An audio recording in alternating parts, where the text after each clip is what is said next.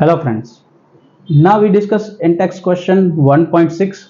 If the solubility of H2S gas in a water at STP is a 0.195 molar और हमको calculate करना है Henrys constant. Okay बेटा, चलिए पहले तो इसका मतलब 0.195 molar aqueous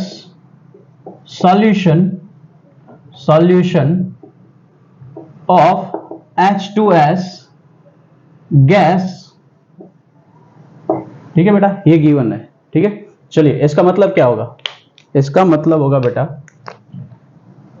1000 gram of water, 1000 gram of water contain 0.195 mole of H2S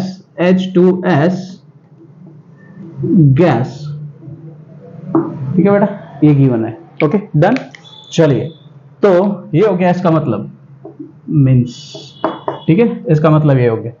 मेरे पास मोल ऑफ H2S तो पड़े हैं, वाटर के निकाल लेंगे यहां से। ओके, तो mole of water that is a weight how many 1000 gram upon बेटा मोलिकुलर वेट कितना होता है 80। इसका आंसर हमको पता है 55.555। ओके, नाउ बेटा mole fraction of H2S gas find कर लेंगे। Mole fraction of H2S gas, mole of H2S upon mole of H2S plus mole of H2O।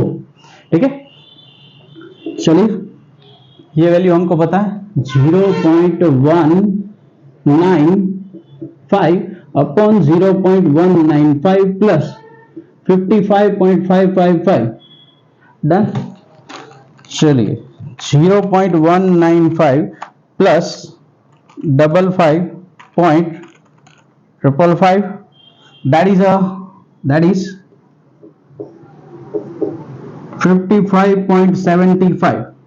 Okay, 0.195 divided 55.75 that is 0.00349.7। Okay, चलिए ये आंसर आया mole fraction का। Okay बेटा, अगर इसको चलो नहीं करते हैं कन्वर्ट, ठीक है, बाद में करेंगे। और बेटा एसटीपी क्यों दिए मैंने? प्रेशर तो हमारे पास है नहीं। अगर हमको KH निकालना है तो हमारे पास क्या होना चाहिए बेटा? प्रेशर भी होना चाहिए। KH तो भी निकलेगा, मोल फ्रैक्शन आ गए हैं। तो बेटा एट STP प्रेशर इज 0.987 बार, ये आप ले सकते हैं। ठीक है, और बेटा जब आप कॉम्पिटिटिव एग्जाम्स की तैयारी कर रहे हो तब वहां पे जब आपके पास कैल्सी नहीं रहता तब आप यहां पे उसको 1 बार और ATM ले सकते हो, बिकॉज ऑफ खाली आपको इसके लिए कैलकुलेशन का पार्ट इजी हो जाए इसीलिए। ठीक है, कुछ ज्यादा वेरिएशन नहीं आएगा आंसर में, पर जब भी आपके पास कैलकुलेटर है तभी आप यही वैल्यू रखेंगे। ठीक है, चलिए मेरे पास प्रेशर भी है और मोल फ्रैक्शन भी, तो मैं यहाँ पे KH को सब्जेक्ट बना लेता हूं।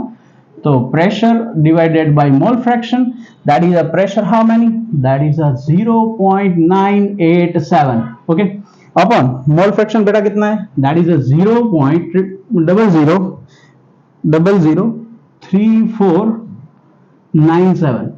ठीक है बेटा, चलिए देख लेते हैं। 0.987 divided 0.003497 that is 282.2419। that is a value of KH, that is a value of KH। done, clear, thank you।